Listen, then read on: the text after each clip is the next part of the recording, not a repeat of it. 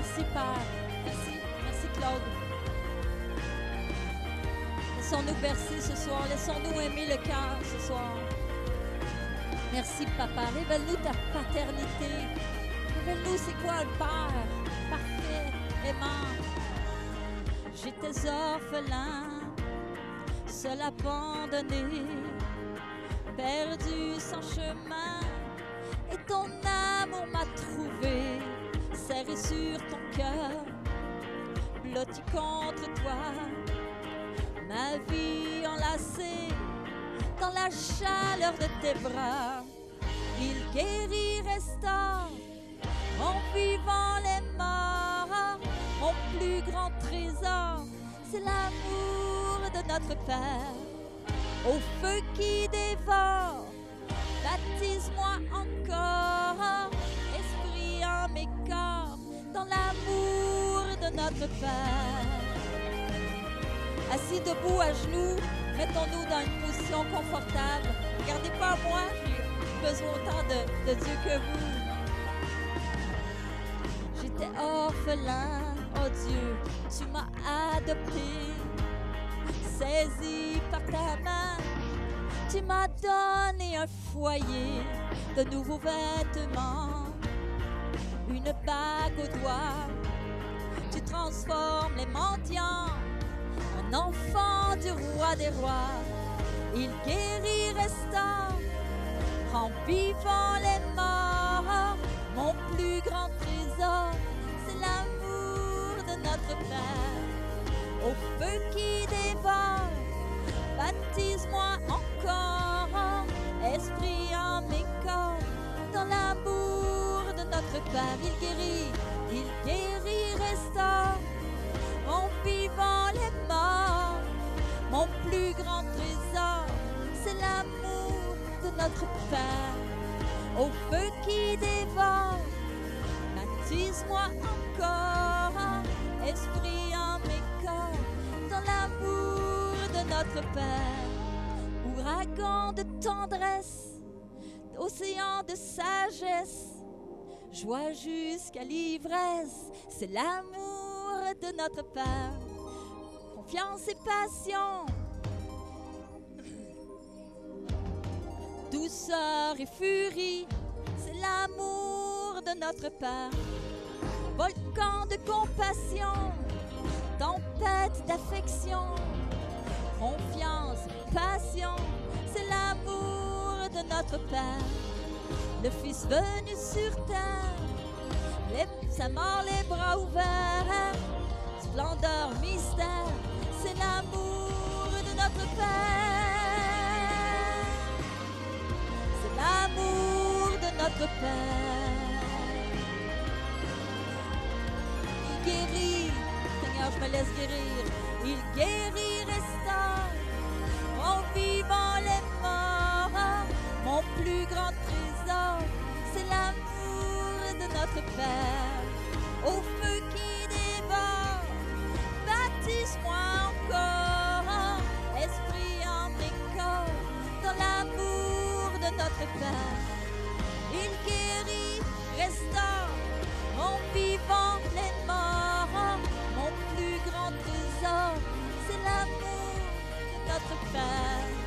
Au feu qui dévore, baptise-moi encore, esprit en mes corps, dans l'amour de notre Père.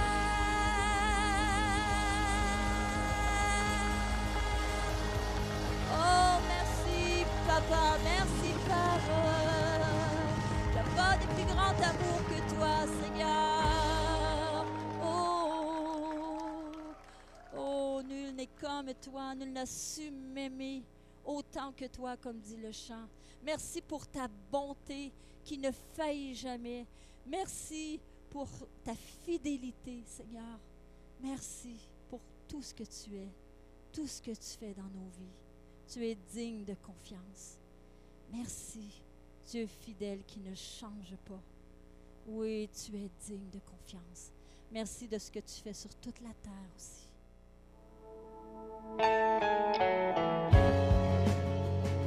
Désolée pour le son.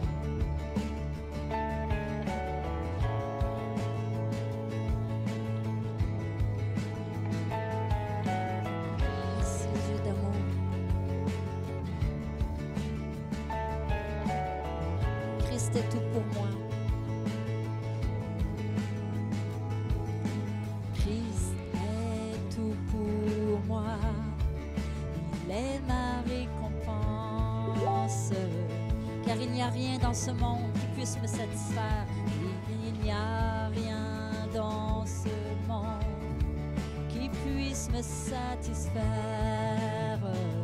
Même dans l'épreuve, même dans l'épreuve, mon âme chante, oui pour toujours. Il m'a sauvé, il m'a sauvé. Christ seul me suffit, Christ seul me suffit. Oh, Christ seul me suffit.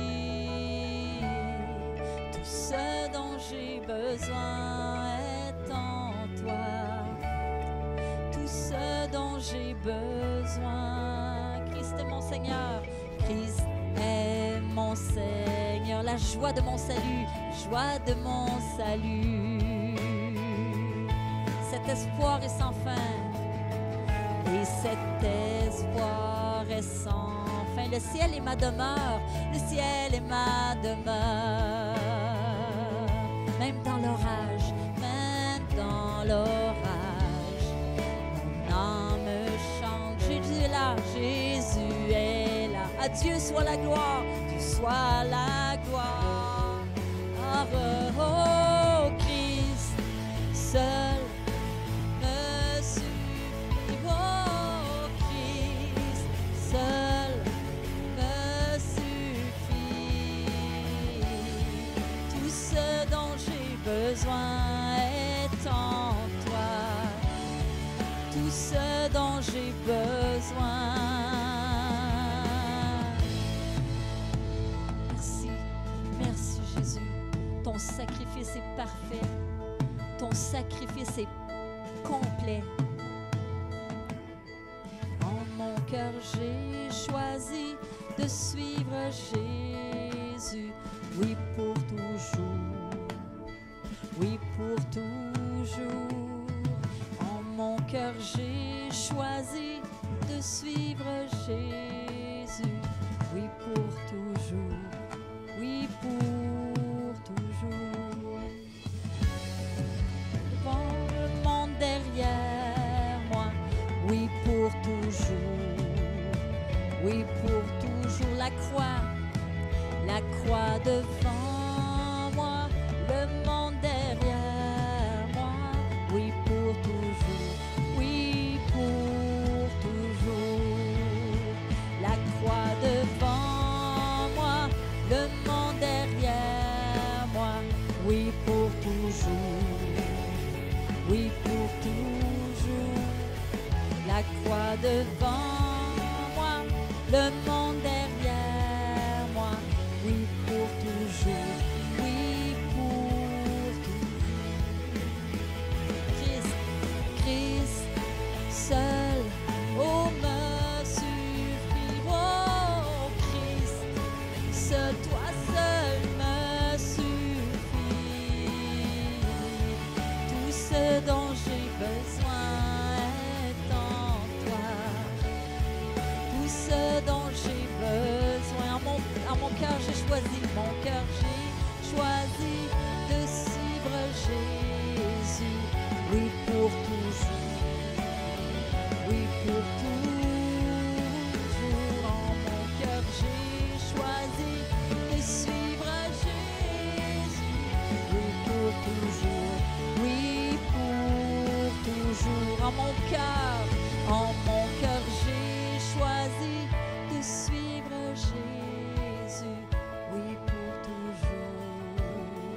Oui, pour toujours. En mon cœur, j'ai choisi de suivre Jésus.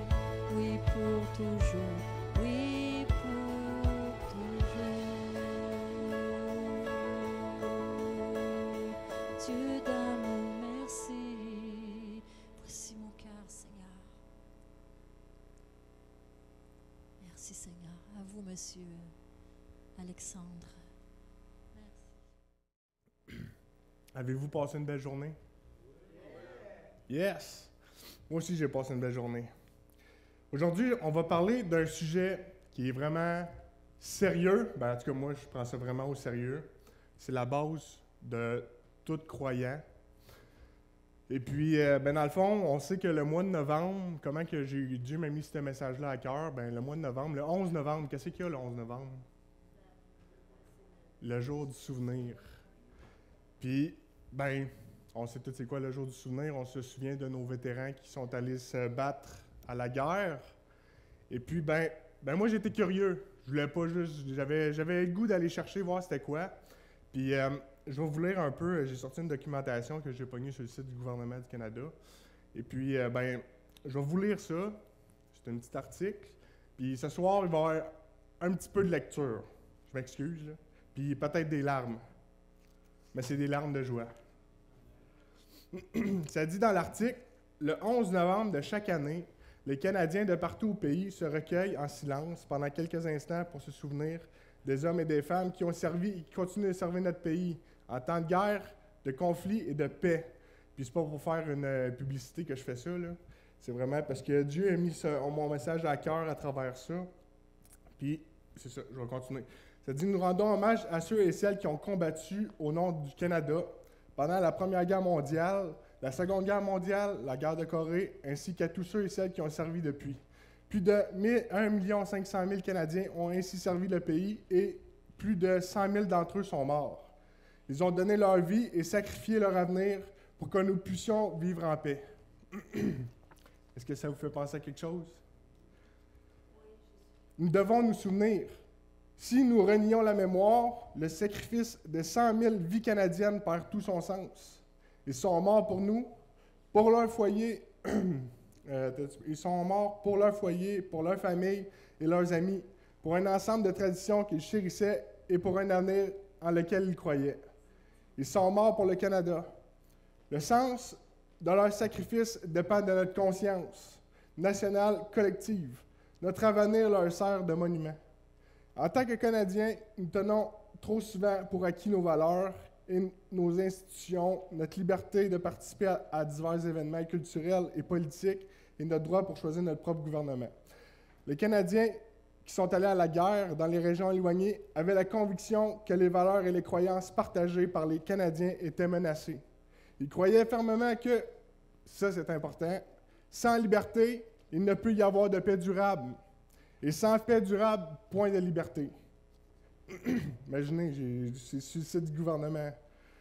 Lorsque nous nous souvenons de leur service et de leur sacrifice, nous perpétuons l'importance de la tradition de liberté de ces hommes et de ces femmes que ces femmes ont voulu préserver. Ils croyaient que leurs actions à ce moment feraient une différence dans le futur. Or, nous sommes responsables de voir à ce que leurs rêves de paix se réalisent. Nous soulignons à l'occasion du jour du souvenir le courage et le sacrifice de ceux et de celles qui ont servi la patrie. Nous reconnaissons notre responsabilité à travailler à préserver la paix pour laquelle ils se sont battus. Quand j'ai lu ça, un mot me venait à l'esprit, rédemption. La rédemption. Rédemption, ça veut dire rachat, libération, par le paiement d'une rançon, délivrance de celui qui est en esclavage ou en prison pour dette. C'est ce que payait Jésus. Nous, on avait une dette qu'on était incapable de payer. Mais Jésus est allé à la croix pour payer notre dette. On va parler du sacrifice de Jésus. C'est pour ça que le message, ça s'appelle « Je me souviens du sacrifice parfait ». Comme le monde, ils ont une journée du souvenir, mais nous aussi, on devrait se souvenir. C'est pour ça que j'ai fait chanter cette chanson-là à Nancy, « La croix devant moi ». On devrait tout le temps marcher avec la croix devant nous. Jamais derrière nous. Souvenons-nous quel était le but de Jésus ici-bas. Quel était son but? Son but était de donner sa vie en rançon de plusieurs. Dans Matthieu 20, 28, c'est ce que ça dit. Puis, des fois, dans notre intelligence, on peut se poser des questions. Moi-même, je me posais ces questions-là avant. Si Dieu est si bon que ça, pourquoi il a fait mourir Jésus sur la croix? Hey, Jésus il était maltraité, puis pas à peu près, là. Mais si Dieu nous aime, pourquoi ça s'est arrivé? Mais Dieu, il y a des principes que nous, on ne peut pas comprendre dans notre intelligence. On est limité un petit peu. Puis c'est pour ça qu'il nous a donné sa parole. L'Ancien Testament, c'est une image de ce que Jésus a accompli. C'est pour ça qu'on ne peut pas l'enlever de la Bible, l'Ancien Testament. À toutes les fois que je viens ici, là, je vous en parle, l'Ancien Testament, on ne peut pas l'enlever de la Bible. Parce que c'est une image de ce que Jésus a accompli. Sans Ancien Testament, il n'y aura pas de Nouveau Testament.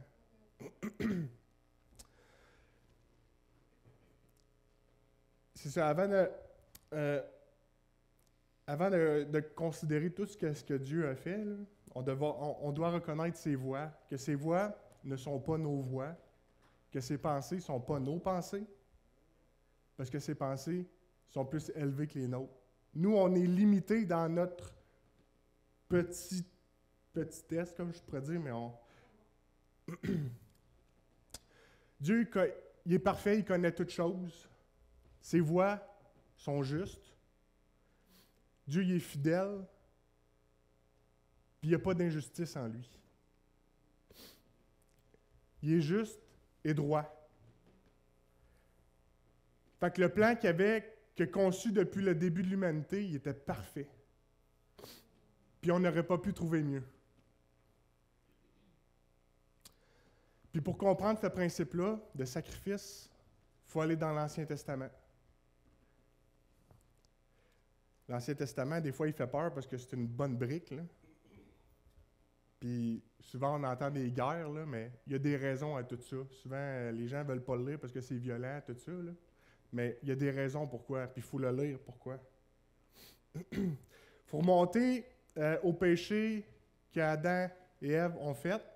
Ils se sont rendus coupables de désobéir aux lois justes de Dieu. La parole a dit dans Romains 3, verset 23, « Car tous ont péché et sont privés de la gloire de Dieu. » On a tous péché. Il n'y a pas une personne ici qui peut dire qu'il est parfait. Même si on l'essaye, là, on n'est pas parfait. Puis, le péché, là, ça ne se limite pas aux gros péchés, là, comme le meurtre, le blasphème. Non. On trouve ça aussi dans les petites choses. Des fois, c'est pour ça qu'on est pécheur, des fois, sans s'en rendre compte. Dans notre façon de penser, dans notre façon d'agir. Si tu parles contre ton frère et ta sœur, mais tu pêches. Parce que la parole a dit « Aime ton prochain comme toi-même ». Si tu aimes l'argent plus que Dieu, tu pêches. Parce que tu en fais un Dieu. Si tu trompes ton prochain, tu pêches. Fait à cause de ces péchés-là, la désobéissance, on était séparés avec Dieu.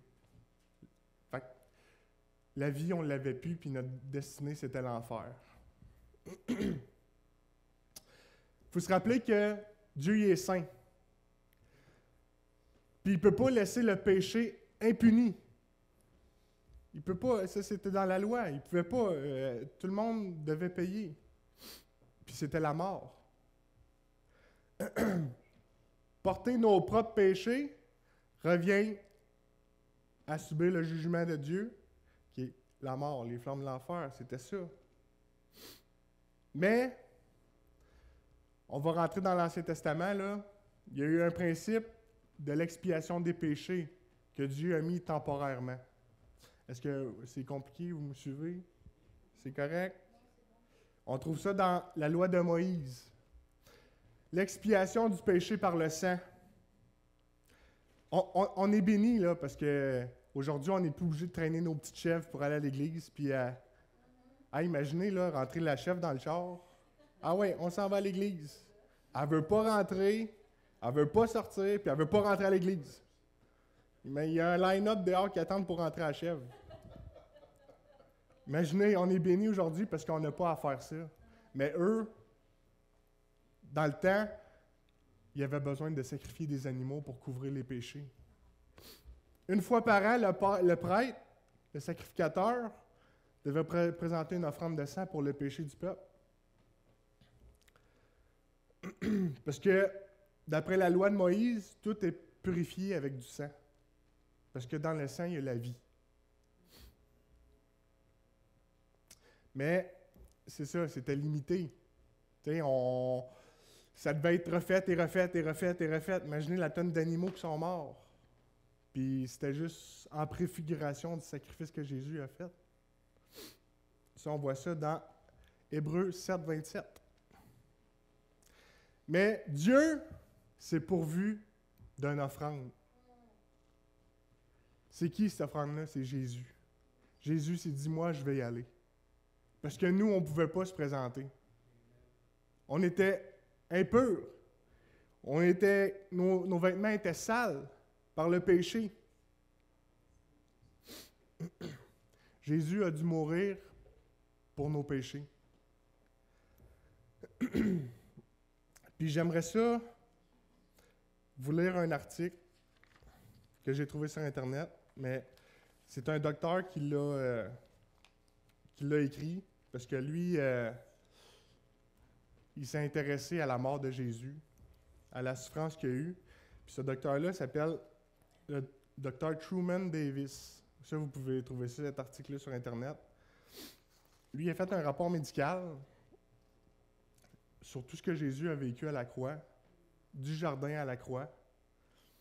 Puis, pour les gens qui se demandent si Dieu est là, si Dieu les aime, si Dieu les a abandonnés parce qu'il n'agit pas, mais dans ça, vous allez voir que tout ce que Jésus a fait pour vous. Puis, vous savez, Jésus il est digne qu'on se souvienne de sa mort à la croix. Parce que l'ennemi, il a été vaincu par la croix. Par le sang de Jésus. Le sang qui a coulé, là, il est digne qu'on parle de son nom. Parce que par son sang, on est lavé, on est purifié. On est purifié, là. La condamnation de l'ennemi, là, qui venait nous condamner à toutes les fois, là, il n'y en a plus. Il n'y en a plus à condition qu'on change notre vie. C'est pour ça que le Saint-Esprit vient. Il change nos vies. Le sang de Jésus vient, il nous couvre.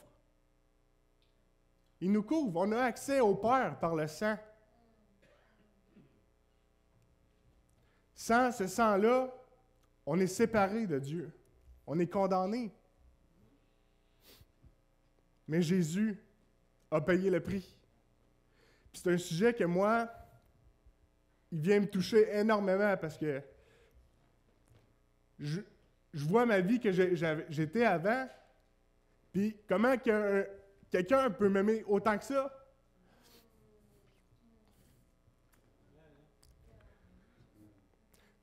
Notre intelligence est dure à saisir. On ne saisit pas tout cet amour-là parce que c'est tellement immense.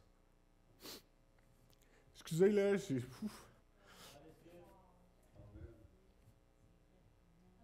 Moi, je ne connais pas personne qui aurait accepté de subir ça pour moi.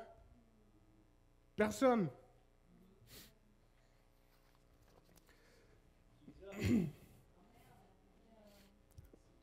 Cet article traite de certains aspects physiques de la passion, c'est-à-dire de la souffrance de Jésus-Christ. Nous allons suivre Jésus de Gethsémani jusqu'à ses dernières heures d'agonie sur la croix. En passant par son procès, la flagellation et son parcours de la Via Dolorosa. Ça, c'est le chemin qui a marché la croix. Je m'excuse, c'est un petit peu pour les cœurs sensibles, mais c'est vraiment ce que Jésus a souffert pour nous. La passion physique du Christ commence à Gethsémani. Je ne mentionnerai que l'aspect physiologique de cette souffrance première, la sueur de sang. Il est intéressant de noter que Luc, le médecin du groupe, est le seul à en parler. Il écrit, en proie à l'angoisse, il priait plus instamment et sa sueur devient comme des grumeaux de sang qui tombaient à terre. Imaginez, il était vraiment tourmenté, là. Les scientifiques contemporains ont tenté de toutes les manières possibles et inimaginables de donner une explication satisfaisante à ce phénomène pour croire qu'il ne s'était jamais produit.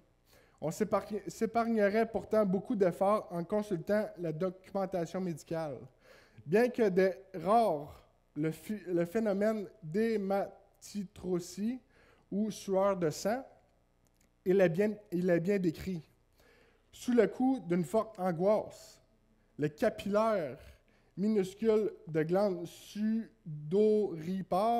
peuvent éclater, provoquant ainsi le mélange de la sueur et du sang. Ce processus lui-même aurait pu provoquer une importante faiblesse et une éventuelle commotion. Après son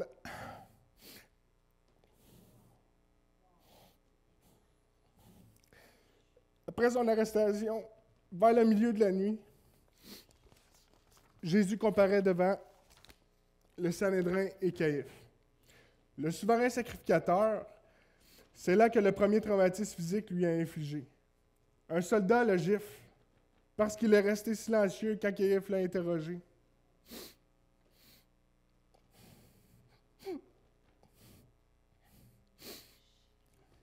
Les gardes lui voilent le visage et se moquent de lui.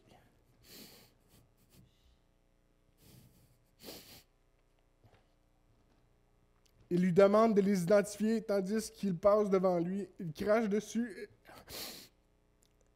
et le frappe. À l'aurore, Jésus, meurtri et couvert de contusions,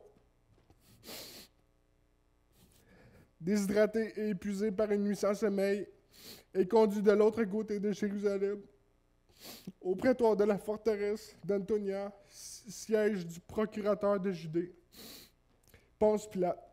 Vous savez peut-être que Pilate a essayé de déléguer sa responsabilité à Hérode Antipas, tétrarque de Judée.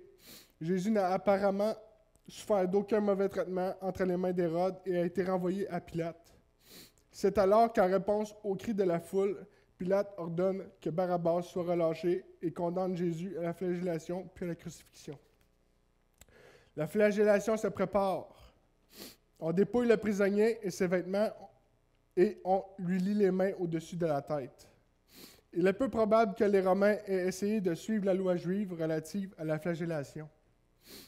Selon une ancienne loi des Juifs, il était en effet interdit de donner plus de 40 coups de fouet. Imaginez, en plus, c'est des Romains. C'était des gens de guerre. C'était des gens forts. Là. Le pharisien, qui s'assurait toujours que la loi était appliquée à la lettre, insistait pour que seuls 39 coups de fouet soient administrés. Ils étaient ainsi sûrs de rester en accord avec la loi en cas d'erreur de comptage. Le légionnaire romain s'avance, le flagrum ou le flagellum en main. C'est un petit fouet qui se compose de plusieurs lourdes lanières de cuir avec 2 petites boules de plomb attachées à l'extrémité de chaque lanière.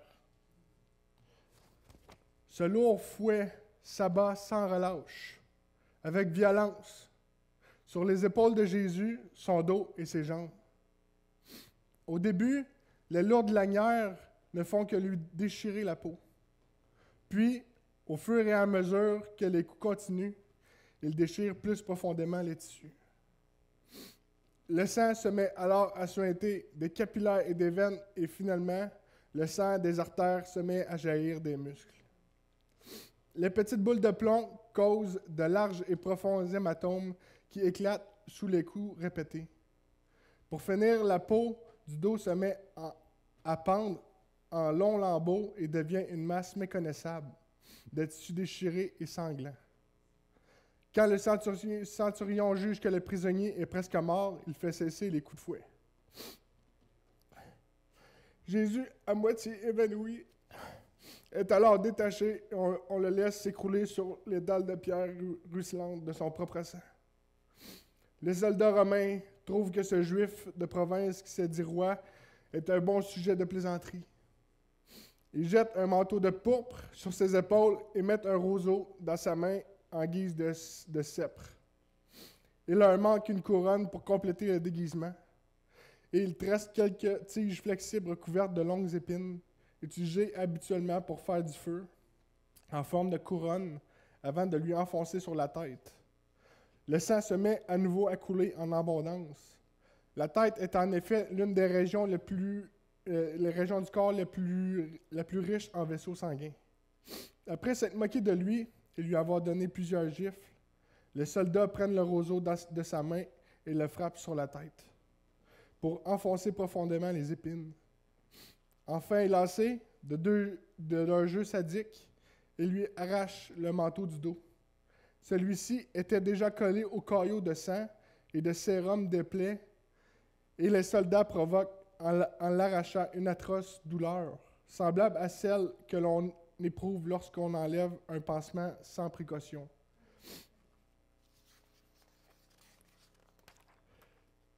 Ses blessures se remettent à saigner, comme s'il était fouetté à nouveau. Les Romains lui remettent ses vêtements, par respect pour la coutume juive. Il lit la lourde poutre supérieure de la croix sur les épaules du crucifié et la procession du Christ condamné, des deux brigands et de la troupe de soldats romains qui amènent un centurion chargé de l'exécution commence sur la Via Dolorosa. Jésus tente de marcher droit, mais le poids de la poutre et la commotion consécutive à la perte de son sang sont plus que Jésus ne peut supporter. Il trébuche et tombe. Le bois brut pénètre dans la peau, lacéré des muscles de ses épaules. Il tente de se relever, mais ses muscles humains ont été poussés au-delà de leurs limites. Soucieux d'en finir avec la crucifixion, le centurion choisit un passant, un homme robuste d'Afrique du Nord, Simon de Cyrène, et le charge de la croix. Jésus suit, tout ensanglanté et couvert de la sueur froide et moite de la commotion. Les 600 mètres qui séparent la forteresse d'Antonia du Golgotha s'achèvent enfin. Les Romains dépouillent à nouveau les prisonniers de ses vêtements, à l'exception du peigne autorisé par les Juifs. La crucifixion commence. On offre à Jésus du vin mêlé de myrrhe, un léger mélange analgésique. Il le refuse. Il donne l'ordre à Simon de déposer la poutre supérieure sur le sol et on pousse Jésus en arrière pour appuyer ses épaules sur le bois. Le légionnaire tâte le creux du poignet. Il enfonce un lourd clou carré de fer battu dans le poignet et dans l'épaisseur du bois. Il passe rapidement de l'autre côté et répète l'opération en prenant soin de ne pas fixer les bras trop tendus pour permettre un léger fléchissement. La poutre supérieure est alors mise en place au sommet de la poutre verticale et un écriteau portant l'inscription « Jésus de Nazareth, roi des Juifs » est placé sur la croix. Le pied gauche est plaqué contre le pied droit et les deux pieds tendus, orteils vers le bas, on enfonce un clou dans la voûte de chacun d'eux en laissant les genoux légèrement fléchis. La victime est maintenant crucifiée. Jésus s'affaisse lentement et tout son poids se porte sur les clous des poignets. Une douleur atroce se propage dans ses doigts, en passant par ses bras pour exploser dans son cerveau. Les clous dans les poignets font pression sur les nerfs médians. À mesure qu'il se redresse pour éviter cette douleur lancinante, il reporte tout son poids sur le clou enfoncé dans ses pieds. Il ressent alors à nouveau la terrible souffrance du clou qui déchire les nerfs entre les métatarses des pieds. Un autre phénomène se produit à ce stade. Les bras fatiguent et des vagues de crampes affluent dans les muscles et les contractent en causant de douleurs profondes, implacables et lacinantes. Ces crampes l'empêchent maintenant de se soulever. Pendu par les bras, ses muscles pectoraux se paralysent et les muscles intercostaux ne peuvent plus fonctionner. Il parvient à inhaler de l'air dans ses poumons, mais il ne peut plus l'exhaler. Jésus se débat pour se soulever, afin de pouvoir encore prendre une petite inspiration. Finalement, le gaz carbonique s'accumule dans ses poumons et dans le sang, et les crampes s'apaisent. Il parvient par à-coups à se soulever pour exhaler et récupérer l'oxygène vivifiant. C'est sans doute pendant ces instants-là qu'il a prononcé les 7 phrases qui se sont rapportées.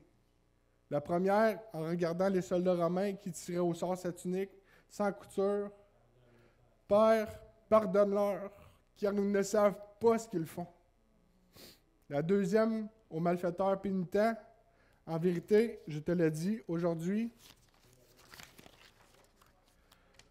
tu seras avec moi dans le paradis. » La troisième, en regardant Jean, l'apôtre que Jésus aimait, adolescent terrifié et accablé de douleur, « Voici ta mère. » Et regardant Marie, sa mère, « Femme, voici ton fils. » Le quatrième cri se trouve au début du psaume 22. « Mon Dieu, pourquoi m'as-tu abandonné? » Après des heures de souffrance, après avoir supporté les crampes qui tordaient et déchiraient ses articulations, l'asphyxie intermittente, la douleur de son dos lacéré, frottant contre le bois de la croix, une autre agonie commence alors. Une profonde douleur aiguë naît dans la poitrine au moment où le péricarde se remplit lentement de sérum et commence à comprimer le cœur.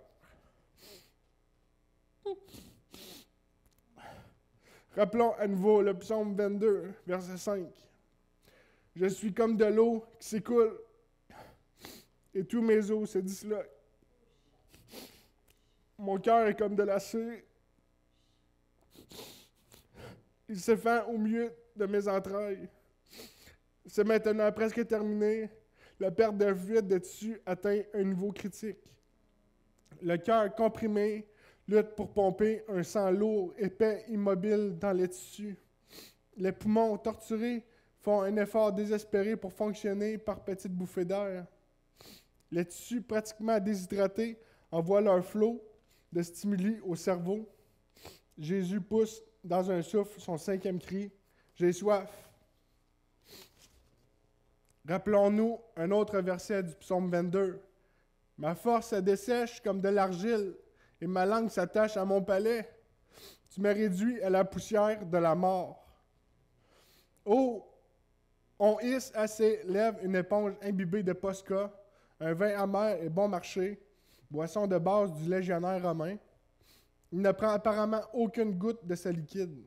Le corps de Jésus est maintenant à bout et il peut sentir le frisson de la mort grimper le long de ses tissus. Cette constatation lui inspire cette 6e phrase, certainement un peu plus qu'un murmure de torturé. Tout est accompli. Sa mission expiatoire s'achève. Il peut enfin permettre à son corps de mourir. Dans un dernier sursaut, il s'appuie à nouveau sur ses pieds déchirés sur le clou, affermit ses jambes, prend profondément son inspiration et pousse son 7e et dernier cri. « Père, je remets mon esprit entre tes mains. » Vous connaissez la suite. Les Juifs demandent que les condamnés soient achevés et descendus de leur croix pour respecter le sabbat. Pour terminer la crucifixion, on procédait habituellement à la crucifracture, qui consistait à briser les os des jambes. Cela empêchait la victime de se pousser vers le haut. La tension des muscles de la poitrine ne pouvait être relâchée et l'asphyxie survenait très rapidement. Les jambes des 2 malfaiteurs ont été brisées, mais lorsqu'ils se sont approchés de Jésus, les soldats ont vu que ce n'était plus nécessaire. Ils ont ainsi accompli l'Écriture qui dit « Aucun de ces os ne sera brisé ».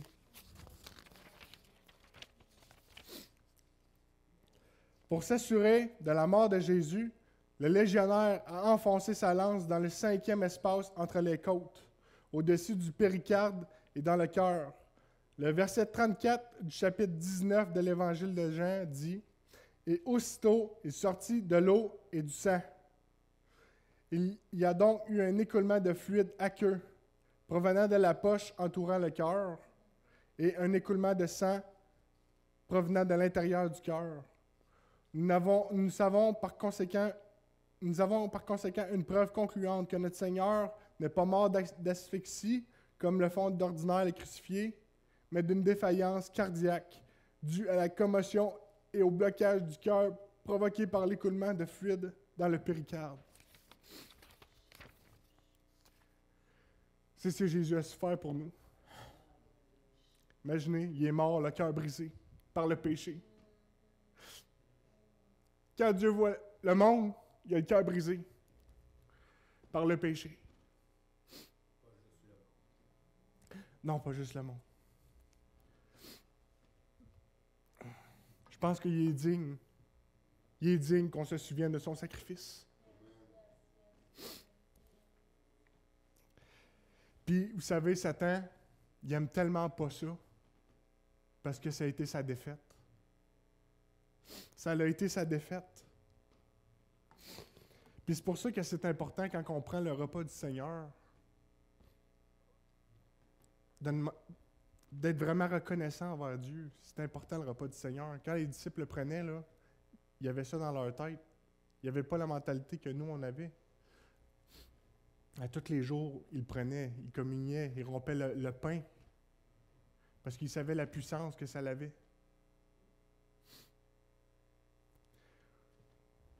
Il ne faut pas négliger ces aspects-là. Puis le sang, c'est une arme contre le diable.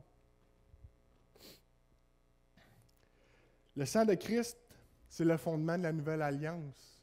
La nouvelle alliance, c'est quoi? Plus besoin d'emmener des chèvres pour les sacrifier. C'est fini, ça. Le sacrifice parfait a été fait. Il a été fait. Puis j'aimerais ça qu'ensemble, on prenne le repas du Seigneur.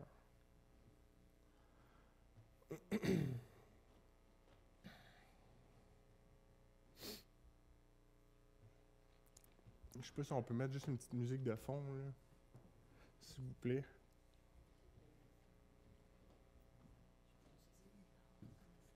Ouais.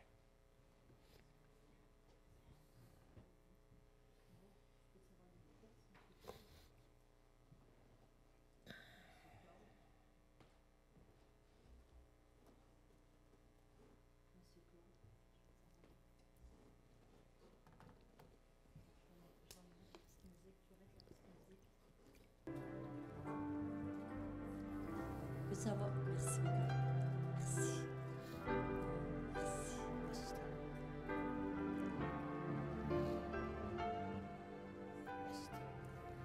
Je ressentais dans mon cœur, alors qu'on parle à la mort du Seigneur, ce que ça disait dans mon cœur, c'est qu'on n'ait pas peur de mourir à nous-mêmes, de mourir à notre propre volonté, qu'on n'ait pas peur de mourir. Et c'est fort. À notre propre. Qu'on n'ait pas peur de mourir à notre propre justice. Qu'on n'ait pas peur de mourir à avoir le dernier mot. Et je ressentais, je ne sais pas, des conflits. Peut-être des gens qui écoutent ou qui écouteront en différé. Des conflits entre couples. C'est comme si je ressens. Et le Seigneur te dit, meurs à toi-même. Fais ton possible. Garde un cœur pur et humble. Un cœur respectueux envers l'autre. Encore plus s'il y a déjà une intimité ou une familiarité. Des fois, on prend ça pour acquis. Ça disait, garde un cœur humble, doux, respectueux, pur envers l'autre. Fais ton possible.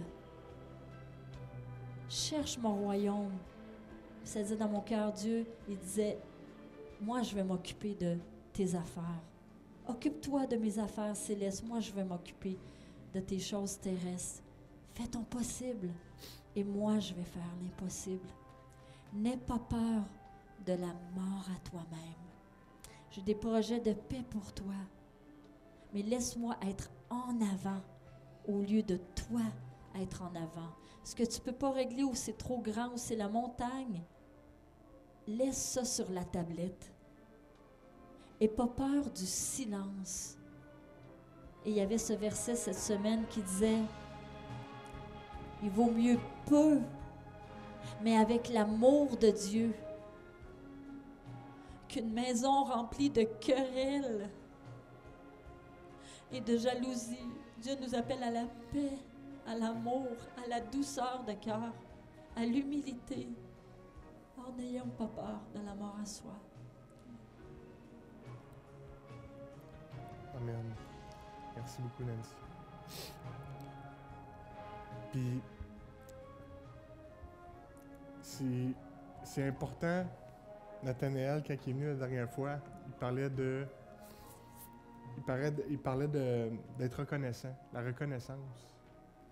C'est tellement important. Il ne faut jamais oublier d'être reconnaissant envers ce que Dieu a fait pour nous. Il ne faut jamais, jamais oublier ça. Parce que Dieu est toujours en action, même si on ne le voit pas, là. Dieu est toujours en action. Puis, si tu dis que Dieu n'a rien fait pour toi, c'est pas vrai. Parce que regarde ce que j'ai partagé là, aujourd'hui. Là. Il a tout souffert ça pour toi. Oublie-le jamais. Puis, si tu te sens condamné, mais il te donne un libre accès à lui par son sang qui a coulé à cette croix-là. L'ennemi va essayer peut-être de t'envoyer des petits paquets, des petits colis. Il va cogner à ta porte. Mais tu as le droit. Le juge a jugé digne. T'as jugé digne de porter le sang de Jésus pour refuser ses condamnations. Tu n'es pas obligé de l'accepter. Tu peux le renvoyer. Il est déjà vaincu. Il n'y a plus de condamnation pour celui qui est en Jésus-Christ, à condition que ta vie soit changée. Si tu vis dans le péché, demande pardon. Demande pardon à Dieu. Il ne va pas te condamner. Il t'a pardonné. C'est déjà fait. Fais juste lui demander avec foi et crois-le.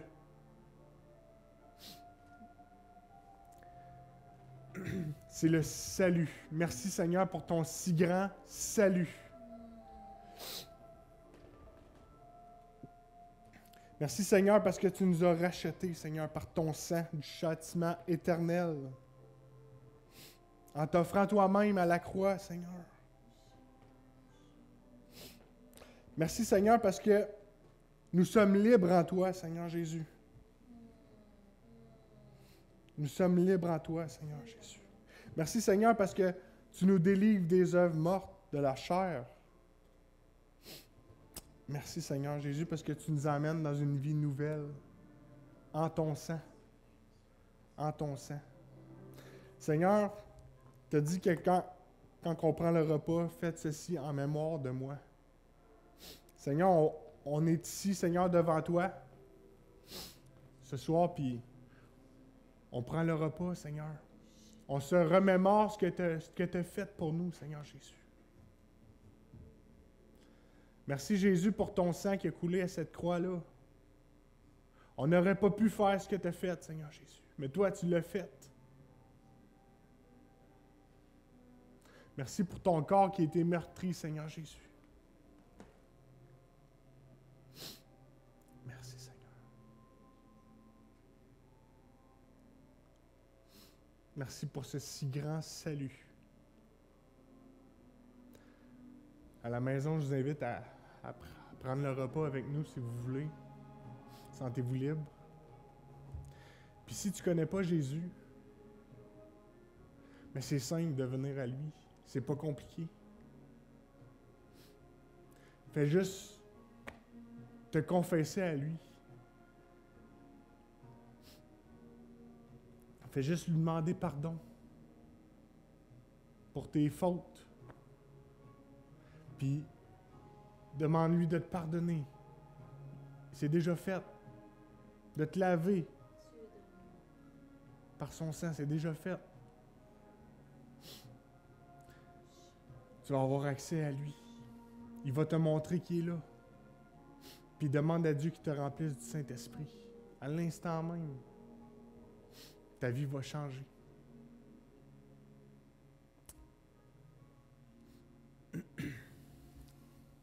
Merci Seigneur pour ton corps.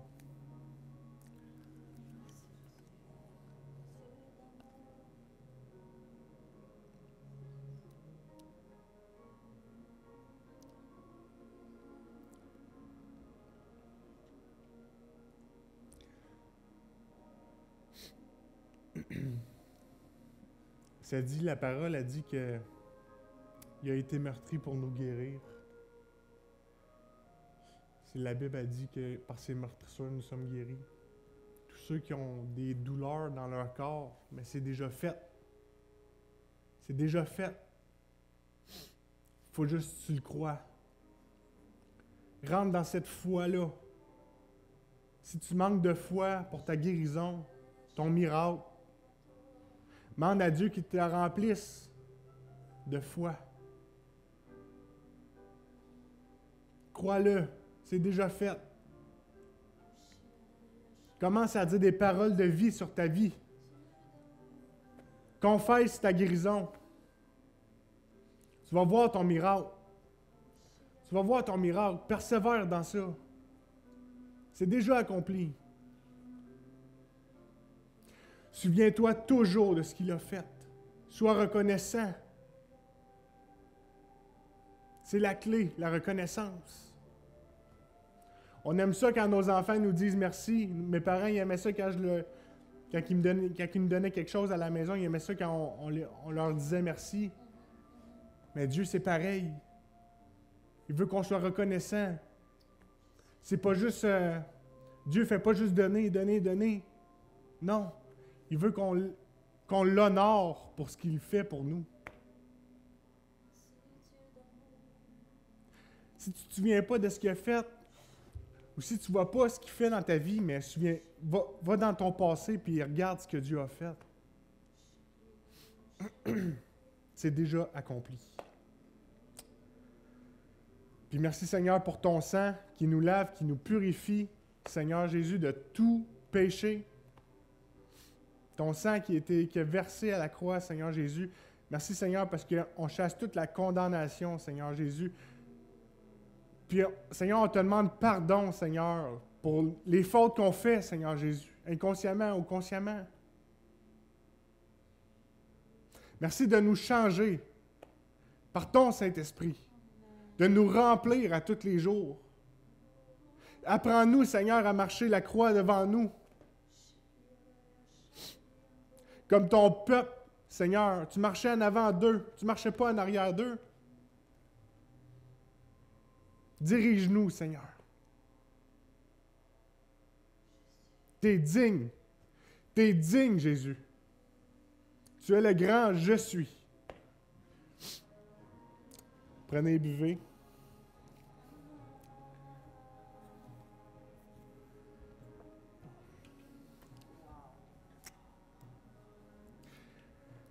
Je dis, vous ne verrez plus les choses de la même façon si vous vous souvenez du sacrifice.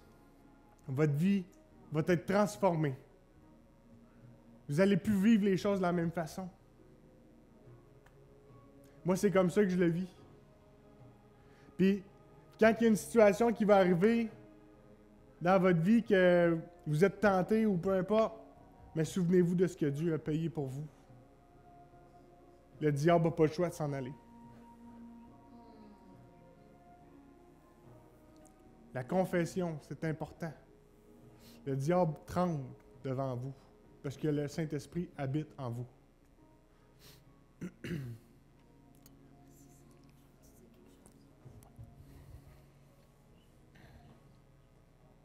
sens que le cœur du Père,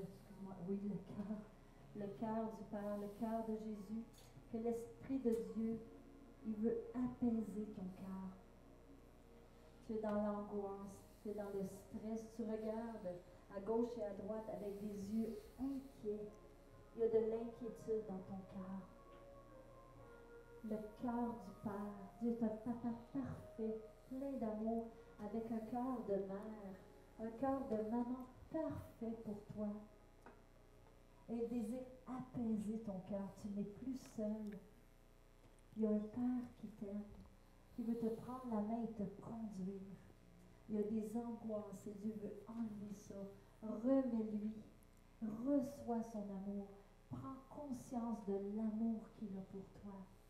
Il désire te combler plus que jamais de sa paix, que tu puisses marcher avec confiance et assurance, sachant que ton papa, qui n'est pas comme ton Père terrestre, ton Père céleste, ton créateur, ton auteur, celui qui t'a aimé le premier, t'a aimé avant que tu l'aimes. Il a pensé à toi avant que tu penses à lui. Il t'aime et il veut apaiser ton cœur. Reçois son amour ce soir. Reçois tout ce qu'il a pour toi. Bois, goûte, profites-en. Laisse-toi baigner dans son amour.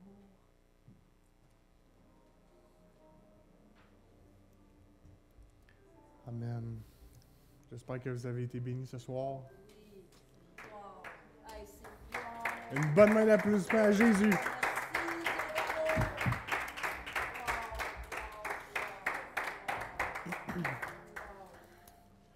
Bonne soirée à la maison. J'espère que vous avez été bénis. Merci Seigneur Jésus. Merci.